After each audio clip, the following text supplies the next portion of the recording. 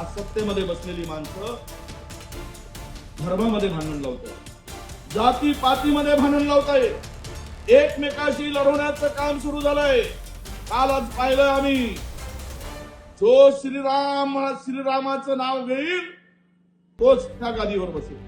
अरे आम्ही कृष्णाचं नाव घेऊ तरी गादीवर बसू, आम्ही महादेवाचं नाव घेऊ तरी गादीवर बसू, आम्ही बाबासाहेबांचं नाव घेऊ तरी आम्ही गादीवर बसू, आम्ही छत्रपतींचं नाव घेऊ तरी गादीवर बसू. तू कोण रे?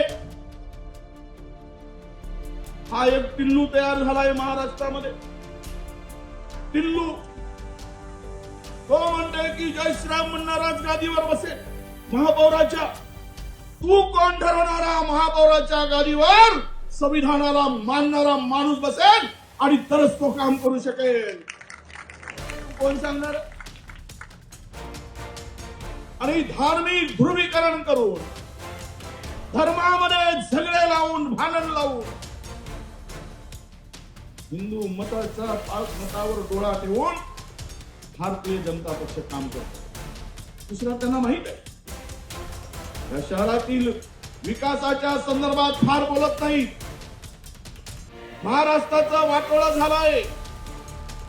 10 लाख कोटीच्या जमिनी अदानीच्या घशात घातल्या गेल्यात.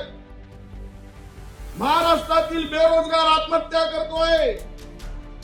महाराष्ट्रातील शेतकरी किडनी विकतोय कर्जासाठी किरणी. त्याची लाज वाटत नाही यांना. ठेकेदार आत्महत्या करतोय, त्याची लाज वाटत नाही या नालायकांना. लाज वाटत नाही. महागाई वाढून गरिबाचं जगणं कठीण झालंय, त्याची लाज वाटत नाही. पण मत मागायला येताना मात्र उसळ मात्र न येता यांची मान कशी खाली जाईल अशा पद्धतीनं पंजाची बटन दाबा, ताकि हे वटणीवर आले पाहिजेत आणि आपलं सरळ झाले पाहिजे.